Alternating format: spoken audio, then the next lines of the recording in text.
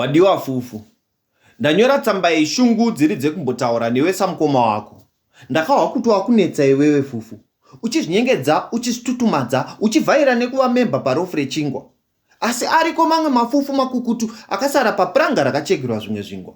Mamwe mafufu akasarira mundiro pakanongwa chigwedu navatenzi. Mamwe akawira panhumbi akazotsvairwa mangwana kuseni kuzvikwenzi. Zvekuti ndiwe hwitakwire fufu razosara mundiro hazvitadzisi chingwa kudyiwa.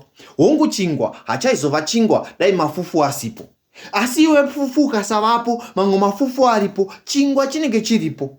Fufu une chawakakoshera asi haunakosha kudarika chingwa. Kana wafunga kufufunuka, fufunuka wakanyarara. Kana wafunga kufumuka, fumuka uchiziva kuti mafufu asiri pachingwa, marara.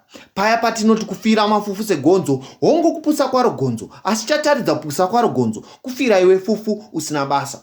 Saka domwe rakakosha mubhaketi, asi chinorikoshesa kutamba nemamwe madomwe mubhaketi imomo, ndokuti izonzi mvura. Usade kukosha kudarika chirongwa chakakutakura. Ndini wako, Mkoma Majarini. Wadiwa fufu.